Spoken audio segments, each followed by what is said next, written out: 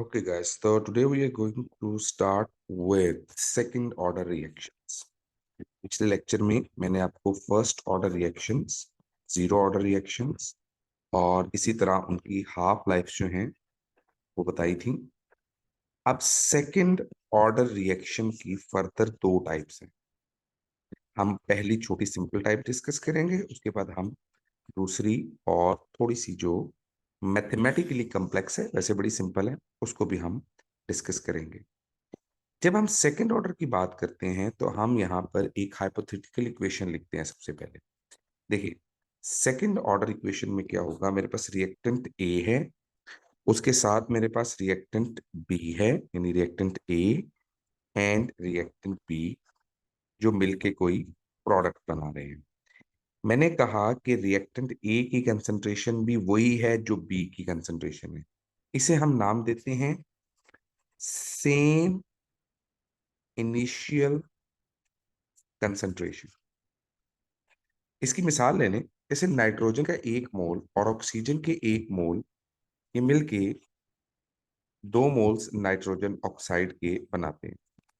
तो इसकी और इसकी कंसंट्रेशन सेम है। ये वो केस डिस्कस हो रहा है जब सेम इनिशियल कंसंट्रेशन होगी। तो मैंने कहा कि इनिशियल कंसंट्रेशन सेम है, इसकी वैल्यू भी मैंने ए लिखी, इसकी वैल्यू भी ए लिखी, क्योंकि इनकी इनिशियल कंसंट्रेशन सेम है और ये जीरो है जब टाइम जीरो है। और जब टाइम कुछ सेकंड गुजर गया तो हम जानते हैं कि ये एक्स प्रोडक्ट बने, इधर में से भी एक्स माइनस हो गए और इसमें से भी एक्स माइनस हो गए। रेट ऑफ रिएक्शन, दोस्तों रेट ऑफ रिएक्शन जो होगा वो डायरेक्टली प्रोपोर्शनल होगा A minus x into A minus X के। और रेट ऑफ रिएक्शन क्या होता है, change of X with respect to time is equal to constant into A minus X whole square. तो अब हम यहाँ पर इसको सिंपल इधर उधर कर लेंगे। D X divided by A minus X whole square is equals to K into D T. अब बात बड़ी सिंपल है, इसके आगे हमें क्या जरूरत है, हमें करना है इनको इंटीग्रेट, जैसे आप जानते हैं। अब ये है माइनस एक्स, तो ऊपर जैसे मैंने पिछले लेक्चर में बताया था ऊपर भी माइनस एक्स होना चाहिए, डी एक्स होना चाहिए। तो मैं क्या करूंगा, ये पूरी इक्वेशन वैसे ही आएगी, लेकिन अब जरा हम इसको थोड़ा सा जरा टेक्निकल तरीके से लिख लेते हैं। ये देखिए, मैंने इस इक्वेशन को बाहर भी माइनस से मल्टीप्लाई कर दिया, अंदर भी माइनस से मल्टीप्लाई कर दिया, माइनस माइनस दोबारा मिलके प्लस बन जाएंगे। This one will be equals to के टी प्लस सी। अब जो हमारे पास रूल्स हैं वो क्या कहते हैं कि अगर आपके पास 1/x² है जिसको आपने इंटीग्रेट करना है dx, तो इसका रूल ये होगा कि ये ऊपर आके -2 बन जाएगा, तो -2 + 1 डिवाइडेड बाय -2 + 1। ये इसका रूल है जो यहाँ पर अप्लाई होगा। तो सेम यही चीज जो है, अगर मैं इस गिवन इक्वेशन पे अप्लाई करूं तो इंटीग्रेट कर रहा हूं मैं 1/a minus X whole square और इसका डेरिवेटिव क्या है, -dx। तो ये मेरे पास आ जाएगा a माइनस एक्स, ये नीचे पावर पॉजिटिव है, ऊपर -2 हो जाएगी, -2 + 1 डिवाइडेड बाय -2 + 1। तो ये आ जाएगी a minus X whole raise to the power -1 divided by -1। और इसको हम फिर यूं लिख सकते हैं -1/a माइनस एक्स। ये इसका फाइनल आंसर है। जो लोग बॉटनी, जूलॉजी, केमिस्ट्री पढ़ते हैं उनके लिए फिर ये डायरेक्टली होगा, यानी फिर आप इसको डायरेक्टली कंसीडर करेंगे, आप फाइनल आंसर जो है वो पुट कर सकते हैं। तो यहाँ पर सिंपली हम ये वैल्यू पुट कर देते हैं, तो माइनस और ये इंटीग्रेशन के बाद टोटल आंसर आएगा -1/a minus x is equals to के टी प्लस सी। क्योंकि आप इंटीग्रेट कर रहे हैं dt को, तो उसका आंसर तो सिंपल सिंपल आपके सामने है।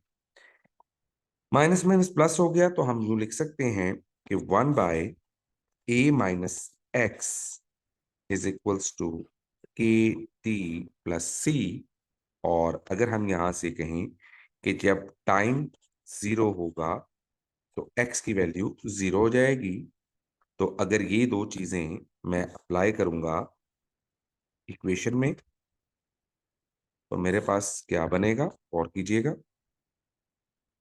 ये मेरे पास आ जाएगा 1/a-0, क्योंकि x की वैल्यू को 0 कंसीडर किया है, is equals to k × 0 + c। हमारा इंटरसेप्ट है, तो c की वैल्यू क्या आ जाएगी, 1/a। तो आप जानते हैं जैसे कि ये हमारे पास स्ट्रेट लाइन इक्वेशन होती है, मैं c की वैल्यू पुट करता हूं, तो 1/a-x is equals to KT+1/a, और 1/a-x -1/a is equals to KT। और यहां से अगर मैं यहाँ पे एलसीएम करूं तो a-x, इसको इधर मल्टीप्लाई कर रहे हैं, इसको इधर मल्टीप्लाई कर रहे हैं, डिवाइडेड बाय a × a-x। तो यूं मेरे पास आ जाएगा इज इक्वल्स टू KT। अब सिंपल मैथमेटिकल स्टेप्स हैं, it's not a rocket science. तो सिंपली क्या करना है मुझे, a-a+x divided by a × a-x is equals to KT। और यहां से सिंपल है, ये a से कट जाएगा, so we will get x divided by a × a-x is equals to KT as a final answer. और ये एक्सेल में क्या बन रहा है, ये आपके पास बन रहा है, देखिए और कीजिए, ये है y इज इक्वल्स टू, ये है m और ये है x। तो हमें एक स्ट्रेट लाइन इक्वेशन मिलेगी ग्राफ में। और स्ट्रेट लाइन इक्वेशन कैसी मिलेगी, ये गौर कीजिएगा। आपके पास सिंपल एक स्ट्रेट लाइन इक्वेशन होगी, और क्योंकि इंटरसेप्ट हमने वैल्यू पुट कर दिया तो ये ओरिजिन से ग्राफ हमारा स्टार्ट होगा सबसे पहले। तो हम याद रखेंगे कि ये वैल्यू हमारे पास y के ऊपर है, तो यहां से हम स्लोप ऑफ द ग्राफ भी फाइंड आउट कर सकते हैं। इसी तरह से अगर हम यहाँ पर बाकी वैल्यूज पुट करें तो बड़ी सिंपल सी चीज है, इसमें कोई ऐसा रॉकेट साइंस नहीं है। तो आपके पास y की वैल्यू हमारे पास क्या आ रही है, बड़ी सीधी सीधी है, ये आ गई x divided by a × a-x। ये आपका टाइम है ऑन x एक्सिस, क्योंकि ये इंडिपेंडेंट क्वांटिटी है। और यहां से आप स्लोप ऑफ द ग्राफ भी निकाल सकते हैं। ठीक है, slope is equals to m होती है, ये वो नीचे से ऊपर की तरफ जा रहा है क्योंकि वैल्यू पॉजिटिव है। अगर हम बात कर लें यहीं पर इसके यूनिट्स की, आंसर बड़ा सिंपल है। आपके पास इसके यूनिट्स क्या आएंगे, देखिए इसके यूनिट्स के लिए आपने वही करना है कि आप k is equals to x divided by a × a-x। और इसके आगे अगर आप लोग गौर करेंगे 1/t। तो आपके पास जो इसकी वैल्यू आएगी x के लिए भी आ जाएगी मोल पर डेसीमीटर क्यूब, मोल पर डेसीमीटर क्यूब। और इस a के लिए भी आ जाएगी मोल पर डेसीमीटर क्यूब, और a-x के लिए भी आ जाएगी मोल पर डेसीमीटर क्यूब। और टाइम के लिए आ जाएगी 1/सेकेंड। ये मोल पर डेसीमीटर क्यूब से कट गया तो हमारे पास आ जाएगा पर मोल डेसीमीटर क्यूब पर सेकेंड। ये दोस्तों सिंपल सिंपल सीधे सीधे इसके यूनिट्स हमारे सामने आ जाएंगे।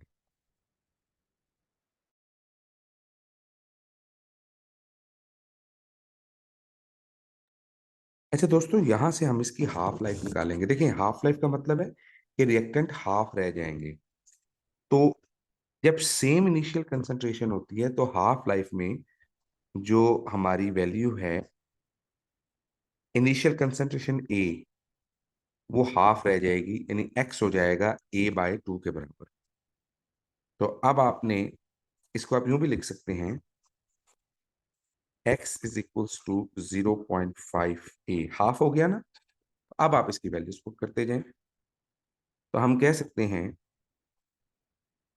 दी half life in the given equation, जो हमारे पास है x की वैल्यू क्या है, x/a इंटू a-x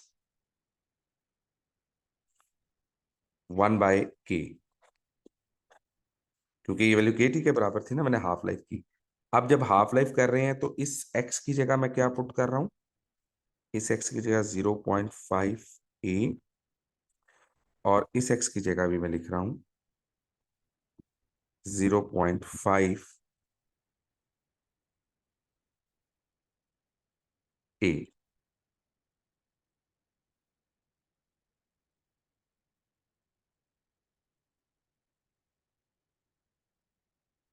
तो अब आपके पास मामला बड़ा सिंपल सिंपल और बड़ा सीधा सीधा है।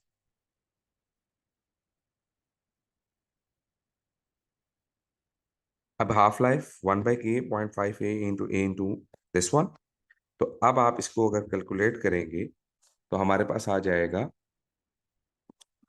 1/k 0.5a into a into 0.5a, ये इससे कैंसिल हो गया, तो हाफ लाइफ आ गया 1/k इंटू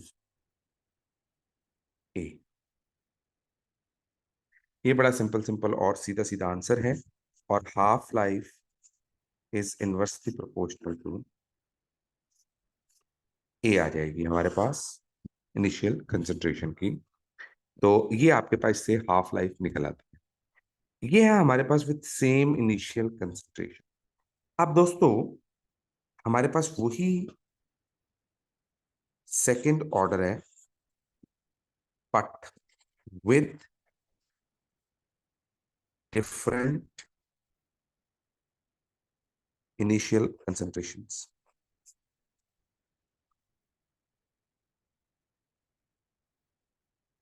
अब हमारे पास जो इनिशियल कंसंट्रेशन है वो इनकी सेम नहीं है। तो जब डिफरेंट इनिशियल कंसंट्रेशन की हम बात करेंगे तो हमारे पास कुछ मामलात जो हैं इसमें वो हमें और तरह से देखने पड़ेंगे। कैसे देखने पड़ेंगे, वन बाय वन हम उस तरफ चलते हैं। इसकी सबसे पहले हम वही इक्वेशन बना लेते हैं हाइपोथेटिकल जो हम बनाते हैं, लेकिन इस बार हमें उनकी वैल्यूज को ए पुट नहीं करना जैसे हमने पिछली बार किया था। ये देखिए हम क्या करते हैं, हमारे पास एक रिएक्शन है ए एंड बी जो कि कन्वर्ट होके हमें प्रोडक्ट दे रहा है। मैं लिख दिया ये है ए, ये है बी, और ये है जीरो जब टाइम 0 सेकंड था। जब टाइम कुछ सेकंड गुजर गया श्योरली तो ये बन गया एक्स। अब क्योंकि डिफरेंट कंसंट्रेशन है तो ये A-x आएगा और यहाँ B-x आएगा। तो मैं यहाँ लिख सकता हूँ rate of change of x with respect to time is equals to k A-x into B-x। अब यहाँ से चीजें बड़ी सादी सादी हैं और कोई चैलेंजिंग नहीं, मैथमेटिकल इक्वेशन है जो आपने याद रखें। अगर मैं यहाँ पर इसको चेंज करूं तो मैं लिख सकता हूँ dx divided by A-x into B-x will be equals to k into dt। तो अगर दोस्तों इसको भी इंटीग्रेट किया जाए और इसको भी इंटीग्रेट किया जाए, अब ये देखें x और x आपस में मल्टीप्लाई हो रही हैं। जब ऐसी सिचुएशन होती है ना आपके पास, जो मैथ पढ़ते हैं वो तो जानते हैं कि ऐसी सिचुएशन जिसमें a में से भी x माइनस हो रहा है b में और हम उसको इंटीग्रेट कर रहे हैं, तो हमें उसके लिए इनकी वैल्यूज को प्लस माइनस की फॉर्म में लेके जाना पड़ेगा। यानी इस पूरे फैक्टर को इंटीग्रेट करने के लिए हमें इसकी पार्शियल फ्रैक्शन करनी पड़ेगी, और यही इसका थोड़ा सा मैथमेटिकल काम होता है, पार्शियल फ्रैक्शन। अगर आप में से कोई लोग मैथ्स पढ़े हुए हैं तो फर्स्ट ईयर के, जो फर्स्ट ईयर आपने एफएससी आईसीएस, सॉरी एफएससी, यहाँ हाँ एफएससी की होगी डेफिनेटली, केमिस्ट्री पढ़ रहे हैं, तो उसमें आपका चैप्टर 5 है प्री इंजीनियरिंग के अंदर मैथ्स का। आपके पास वैल्यू है 1/a-x इंटू b-x। इसको आपने ऐसे फॉर्म में कन्वर्ट करना है कि आपके पास a-x अलग हो जाए और b-x अलग हो जाए, यानी आपने इन दोनों की वैल्यूज अलग अलग करनी होती है। ये पार्शियल फ्रैक्शन है। अगर मेरे पास इस a की वैल्यू निकल आए और b की वैल्यू निकल आए और मैं यहाँ पुट करूंगा, तो ये जो आपस में मल्टीप्लाई हो रहे हैं ये प्लस की फॉर्म में चले जाएंगे। अच्छा, इसका जो रूल है वो क्या है? ये सिंपली आप ये जो आपके सामने मैंने इक्वेशन लिखी ए और बी की फॉर्म में, मुझे इसमें से क्या करना है, ये इधर डिवाइड हो रहा है पूरा फैक्टर, ये दूसरी तरफ जा मल्टीप्लाई हो जाएगा, तो मैं लिख सकता हूँ 1 = a into a-x into b-x divided by a-x plus b into a-x into b-x divided by b-x। तो ये से कट गया, a-x उससे कट गया, तो आपके पास आ गया 1 =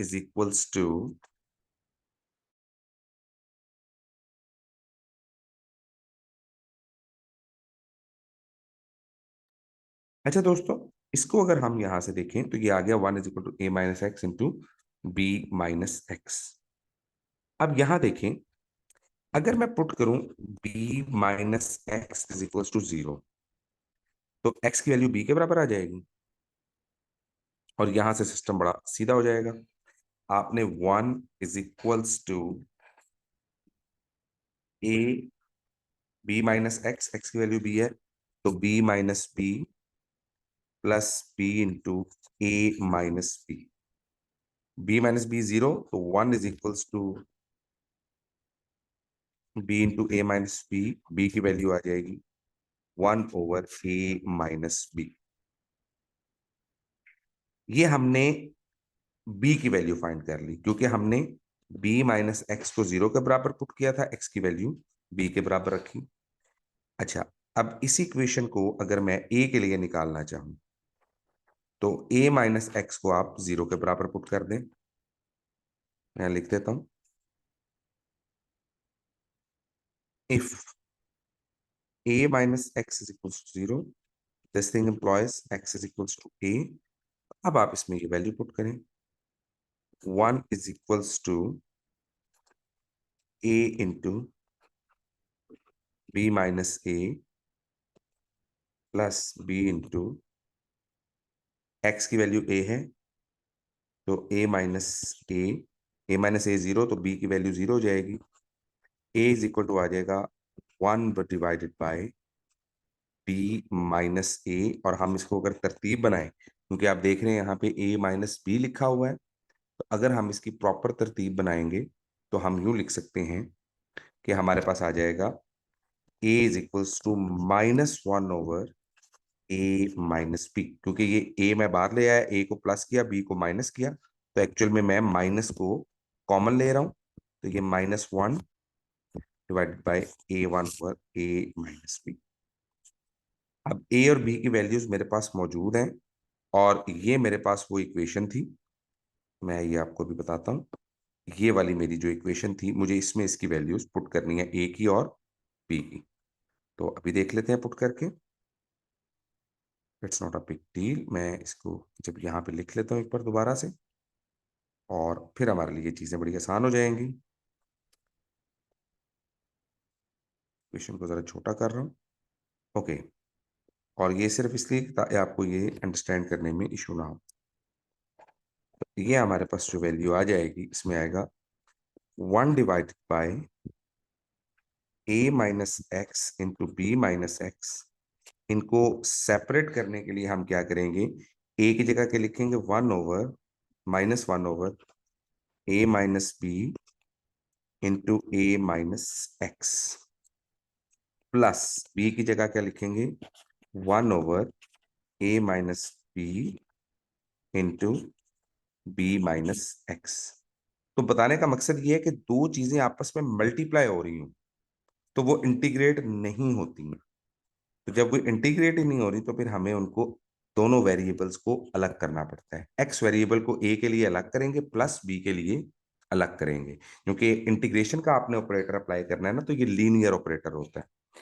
अगर आपने ऑपरेटर्स नहीं पढ़े हुए तो कोई बात नहीं, बस याद रखें कि उस पर इंटीग्रेशन अप्लाई नहीं हो सकती, अलबत्ता इस इक्वेशन पर इंटीग्रेशन अप्लाई हो सकती है। ये मैथमेटिकल पोर्शन है।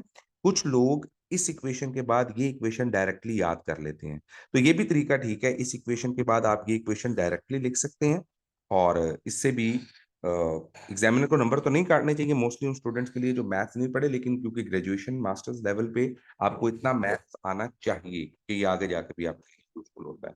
तो ये फिर आपको थोड़ा बहुत करना पड़ेगा।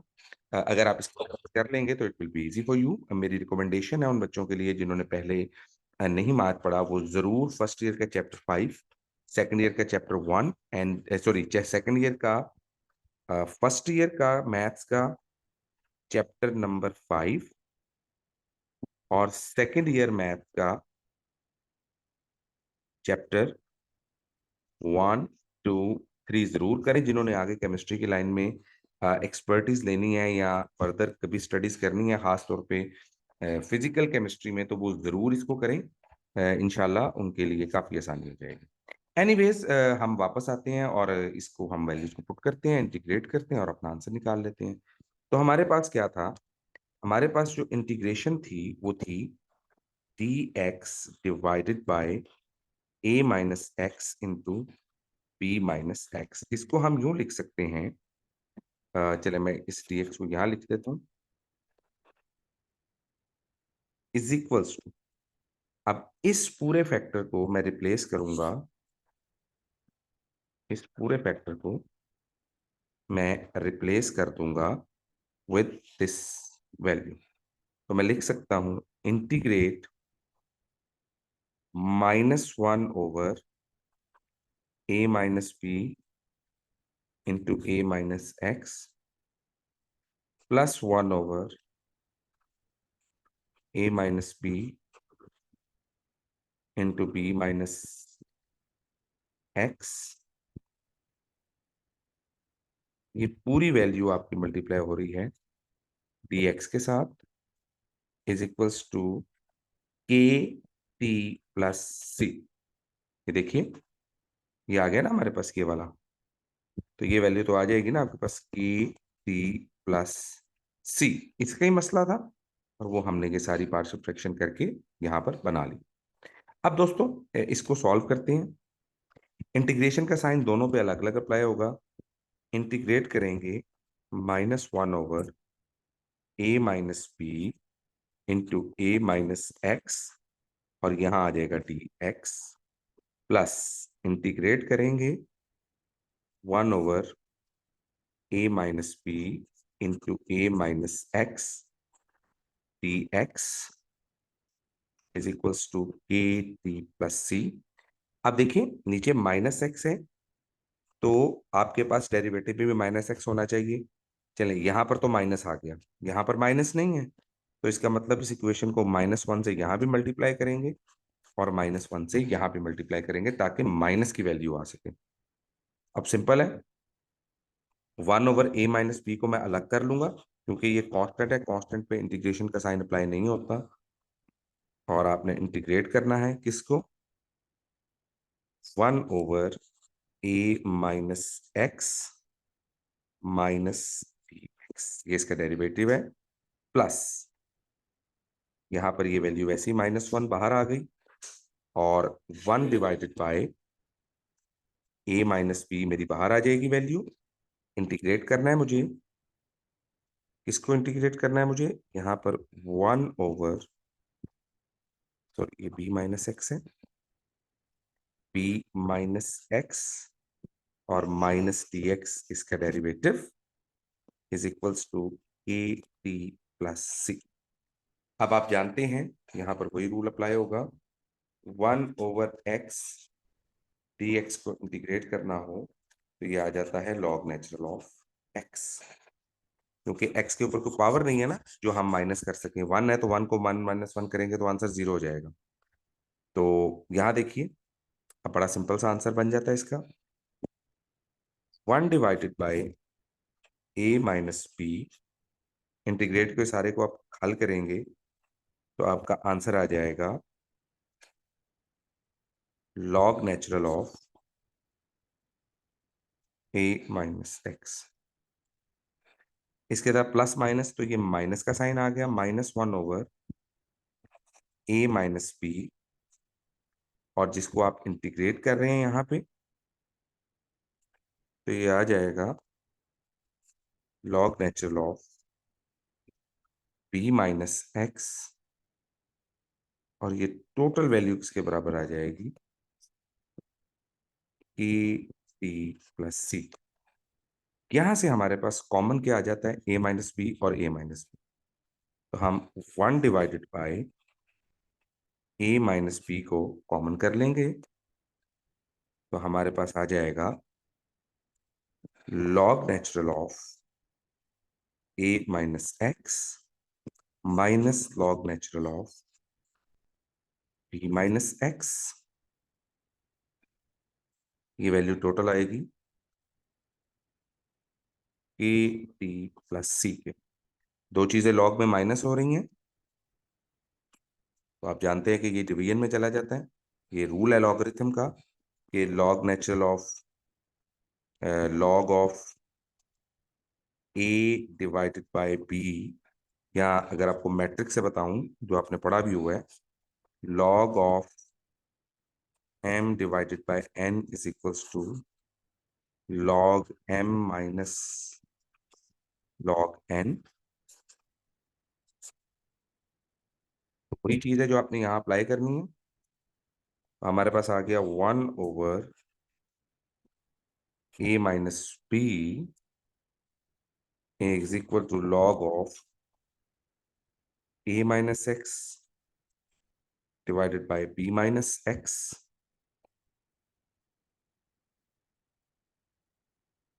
is equals to at plus c। ये तो हमारे पास बन गई सीधी सीधी इक्वेशन।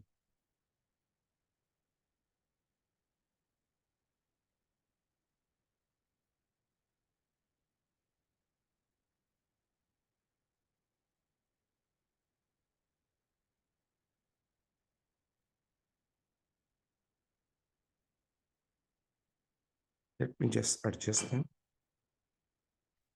ओके दोस्तों, अगर यहां तक आपको बात समझ आ जाती है तो अब आंसर बड़ा सिंपल है। अगर मैं c की वैल्यू निकालना चाहूं तो when t is equals to 0, x is equal to 0, तो ये आ जाएगा 1/a - b log natural of a - 0 divided by b - 0 is equals to k into 0 plus c। तो आपके पास c की वैल्यू क्या आ गई, 1/a - b log natural of a divided by b। तो इस वैल्यू को अगर हम पुट करें तो इस इक्वेशन में हमें पुट करना है c की जगह। मैं लिख सकता हूं 1/a - b log natural of a - x divided by b - x is equals to के टी प्लस c की वैल्यू क्या है, 1/a - b log natural of a divided by b। ये पूरा फैक्टर यहाँ प्लस हो रहा है, इक्वेशन की दूसरी तरफ जाएगा तो माइनस हो जाएगा। मैं लिख सकता हूँ 1/a a minus b log natural of a minus x divided by b minus x minus 1 over a minus b log natural of a divided by b is equals to at। अब उसी तरह से a minus b फिर common आएगा, 1 divided by a minus b, 1 divided by a minus b common आ गया, log natural of a minus x divided by b minus x minus log natural of a divided by b is equals to at। अब यहां देखिए log में दो चीजें minus हो रही हैं, तो मैं लिख सकता हूं 1 divided by a minus b. तो दो चीजें log में जब माइनस हो रही होती हैं तो आप उसको डिवाइड कर सकते हैं, a minus x into B minus x divided by a over b is equals to. अब ये डिवाइड है, इसको ऑपोजिट करेंगे तो ये मल्टीप्लाई हो जाएंगे, ये वैसे ही आ गया 1 over a minus b is equals to log natural of. अब देखें ये ऑपोजिट चला जाएगा, तो मैं लिख सकता हूं a minus x over b minus x multiply by b divided by a। ये आ गया a b, तो 1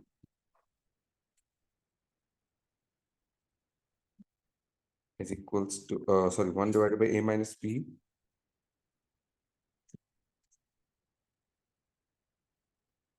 ओके यहाँ पर आ गया log natural b into a minus x divided by a into b minus x is equals to के D. ये आपकी final equation बनेगी। और याद, सॉरी माय बैड,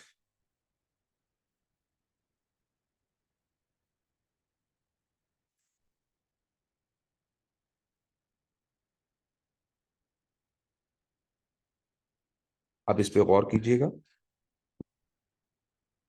ये पूरा फैक्टर आपके पास आ गया y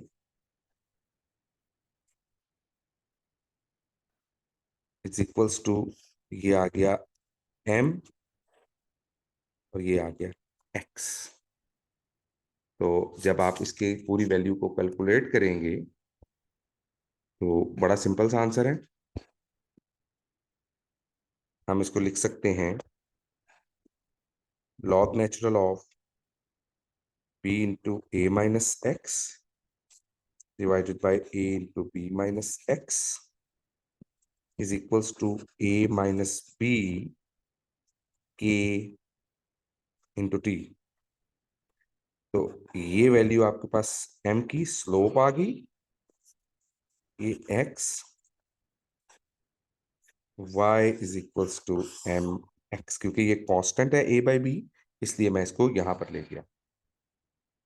उसी तरह से इक्वेशन देखें इसकी, तो जब आपके पास दोस्तों इसकी इक्वेशन बनेगी वो भी कुछ उसी फॉर्म की बनेगी जो मैं जानता हूं और आप भी जानते हैं। इसमें कोई भी वैल्यू क्योंकि नेगेटिव नहीं है, इसलिए इक्वेशन की लाइन आपकी क्या होगी दोस्तों, इक्वेशन की लाइन हमारे पास एक स्ट्रेट लाइन आएगी जिसके ऊपर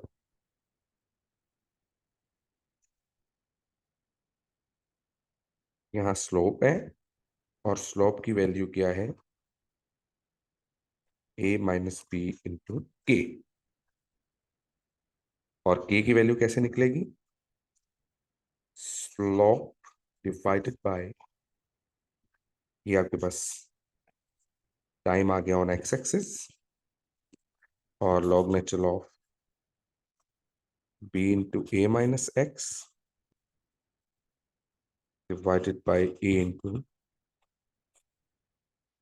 तो होपफुली ये आप इतना लिख के आएंगे तो आपको जरूर इसमें नंबर मिल जाएंगे। यूनिट्स इसके सेम होते हैं, सेकेंड ऑर्डर रिएक्शन के सेम यूनिट्स आते हैं जैसे हमने ऊपर ड्राइव किए थे। पर मोल डेसीमीटर क्यूब पर सेकेंड। तो होपफुली आपको समझ आ गई होगी। Thank you so very much for your time. One thing more, इसका हाफ लाइफ नहीं निकलता क्योंकि इनिशियल कंसंट्रेशन डिफरेंट होती है। सेम कंसंट्रेशन का हाफ लाइफ निकलता है, डिफरेंट का नहीं निकलता। Thank you guys, take care, अल्लाह हाफिज।